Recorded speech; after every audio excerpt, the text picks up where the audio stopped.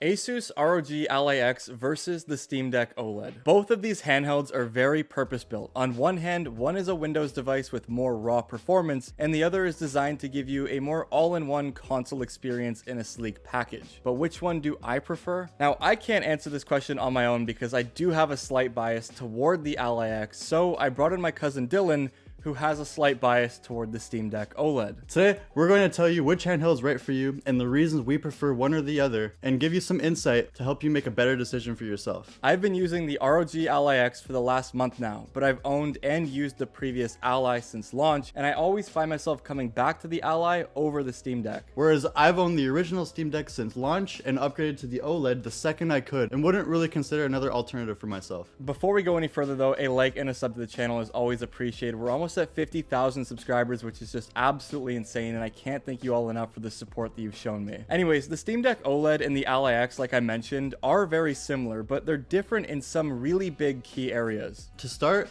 the Steam Deck OLED has an OLED display and has a taller aspect ratio, making it feel much larger and more immersive. At 7.4 inches, with a refresh rate of 90 Hz, it's basically all I could really ask for. It's very bright, with a peak of 1000 nits in HDR and 600 in standard SDR content. Colors like greens are super punchy and vibrant, and the viewing angles are fantastic. And despite its lower 800p resolution, it appears very sharp due to the perceived contrast of the OLED display. And when games run natively at 800p, there's less of a performance hit than the jump to 1080. Now, the Ally X has an IPS panel, which honestly doesn't really come close to the deck from a visual side of things, but it does have some key benefits. For example, it's 120 Hz, and that's a decent jump over the 90 on the deck. It will be noticeable in titles that require movements. If you play games like first-person shooters, for example, it's just nice to have those extra frames. It is also 1080p, though I do play a lot of games at 900p, because at this display size of 7 inches in the 16:9 aspect ratio, it's not a huge jump, and the extra performance is appreciated. The deck does have a lower resolution display, but I do think the deck looks sharper than the Ally because it is OLED. But one key area for me that stands out on the Ally that the Steam Deck doesn't have is variable refresh rate support. This means that you can keep an unlocked frame rate on the Ally and have the display sync to the GPU's output, giving you smoother transitions between spikes in frame rates. For me, I play on a locked frame rate most of the time. This helps maintain a lower TDP in lighter titles, so I don't need to stress the APU as much. So VRR isn't necessarily important to me, but it would be nice to have and feels much smoother. And while the OLED display would be a nice upgrade to the Ally for titles I play, I like the display much more. But for Dylan, who cares mostly about indie titles and story mode games, the visual fidelity the OLED provides is a huge benefit. And when it comes to the deck and the software,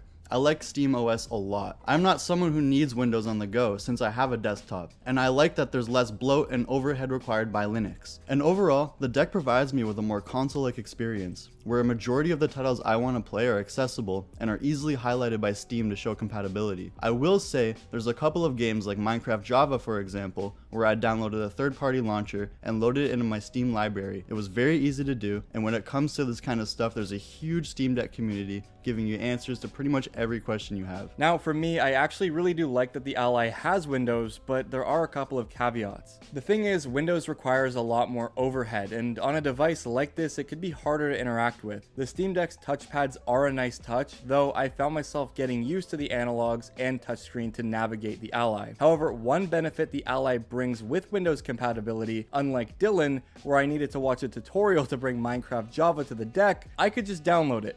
It just works. And for games like Call of Duty, which I play mostly on the Ally X, because it's a Windows device, things like anti-cheat work, versus on the deck, you can't play Call of Duty at all. It's just incompatible because of Linux. Now, you can put Windows on the deck and you can put Bazzite, which is SteamOS, on the Ally. Windows on the deck is a little tricky to get going because there's a lot of drivers that are associated with it, and it's just not as simple to set up. Installing Bazzite on the Ally is a lot easier, and because the Ally can actually support an up to 8TB SSD, it does make dual booting a little easier. I'll just jump in and say this though, when using an SD card like I do, since I have the 512 gig OLED, I do find performance in games to be negligible. I don't feel like I'm missing out using an SD card as a primary storage device device, and it's been a good experience. You can put up to a 1TB SD card in the OLED, but for me I use a 512GB, leaving me with 1TB on the deck. So there's two models of the OLED, and one actually has a 1TB SSD, and this one right here is the cheaper model with the 512GB SSD. The only thing that you're losing really is the etched glass, which is kind of a preferential thing. But if you did want to upgrade these devices, this can go up to 8TB, whereas the deck can only go up to 2. It's also worth mentioning you could just get an etched screen protector for the deck at a fraction of the price. Yeah, this one right here is literally $10, and it does the exact same thing the etched glass OLED Steam Deck will do. Now, like I was saying though, with that 8TB SSD expansion on the Ally, what you could do is easily partition something like Bazzite to have 4TB on Bazzite, which is SteamOS, and 4TB on Windows. On the Ally, you can also throw in a 2TB SD card, which is nice for quick expandability, and I'm really happy that Asus actually did fix this issue on the Ally X, where it's no longer burning and destroying and bricking your SD cards. Thank God.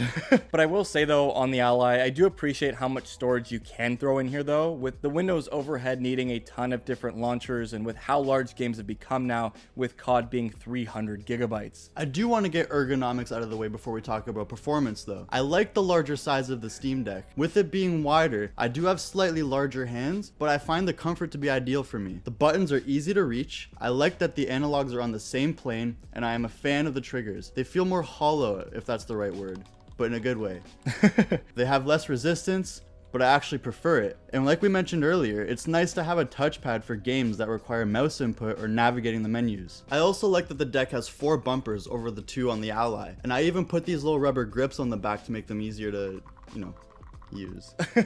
But I usually map it to my face buttons so I don't have to reach them, which makes it less fatiguing when holding the deck up in bed or something. If I could give one complaint, it would be that a lot of games don't take advantage of all of the deck controls like the touchpad, since they're PC ports and not necessarily designed for the deck. Now for me, there's a lot to like about the Ally X's controller layout. I like that it's the Xbox controller layout with the offset thumbstick since I'm used to it. I find for my smaller hands, it's easier for me to grip and maneuver, and every button feels tactile with great response. I like the paddles on the back for a couple of reasons. While 4 is nice to have, I never end up mapping them completely, and I only really ever use one paddle for jump and the other to slide in a lot of shooters that I play. Though they are out of the way and they're very easy to press, and I don't ever actually end up accidentally touching them when I don't want to. Whereas just holding the Steam Deck OLED here, the grips are really nice on it, but my fingers are resting on these back paddles, and I feel like if I get really into a game, I'm just gonna screw myself over a bit. I also like the analogs on the Ally. They have the same dimensions as the Xbox Series controllers, so thumbstick caps like the ones that I use fit, and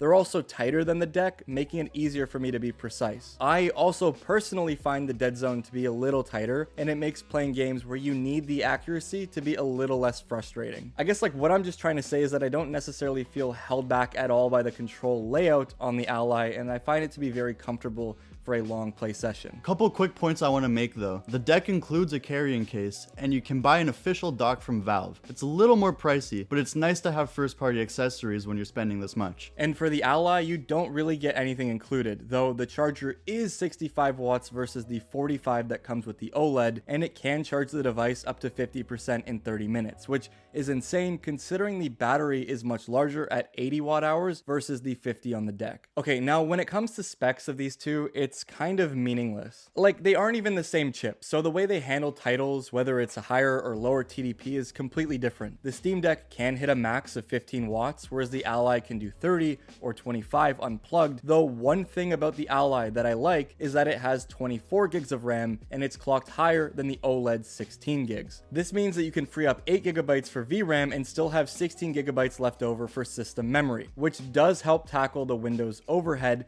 And overall, it just does help the Ally play a little nicer with more demanding titles. Now, we've tested a couple of games head to head just to get a baseline. Spyro, for example, on the deck on 15 watts, was able to run ultra settings at 800p between 25 and 35 frames, with it being somewhat stable capped at 30. On the Ally X, running native 1080p, while also on ultra settings, was able to get around 45 to 50 FPS on the 25 watt turbo mode. On the 13 watt silent preset, the Ally was able to pull a relatively smooth smooth 30 FPS, also at 1080p. Now for me, I will say the Ally did perform better here, but in a game like Spyro, I do actually appreciate the visuals, and I think it does look really nice on the deck. I am using an anti-glare screen protector, but it's still not a competition. But in this case, the VRR display does a great job at making the dips feel like a non-issue. Now, when it comes to games like Stardew Valley, the deck does play nicely. I think the taller aspect ratio makes these sim games feel more immersive, and it lets you get lost in their colorful world. And despite being a small, easy to run title, we found it to run the best on the deck at 6 watts with a locked 60 frames per second at 800p. You could drop it a little lower, but interacting with the world does bring in some dips. And on the Ally, the lowest possible TDP you can get in Armory Crate is 7 watts. So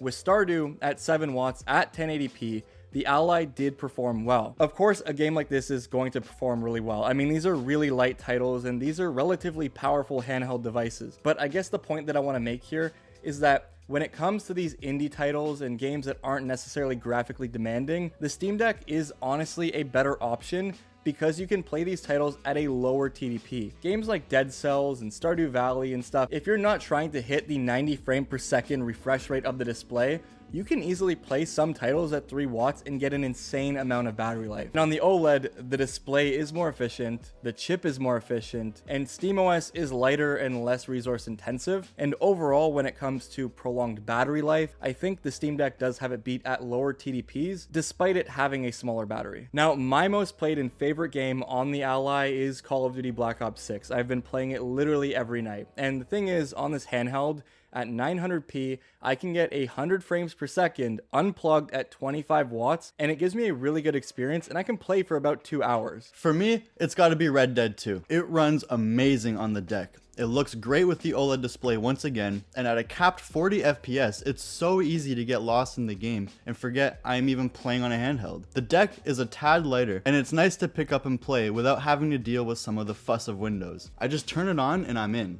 Now, the thing is, both of these handhelds are amazing. It's just different strokes for different folks. I could never really use the deck because of the titles that I like to play. Though, like I mentioned, I do see a benefit, and in the future, I will be dual booting Bazzite to get that more console-like experience on the Ally. And while I do like the Ally and think it does have some benefits over the deck, this is what a handheld should be. Easy to pick up and play, efficient, great display, ergonomics. While I am not against using the Ally or any other Windows handheld, I do just like having a simple pick up and play solution. And the cost of the deck is easier to swallow, with it being $819.99 on the high end here in Canada with a 1TB SSD. Quite a bit of a big difference between the Ally's $1,100 price tag. So that's been it. I'm sorry if this video made your decision feel a little bit more confusing, because at the end of the day, both of these are really good. Now, obviously, we didn't necessarily go into the whole docked mode and how you can use these as like a PC replacement, because I feel like that could be a whole other video for a different time. But just at a glance,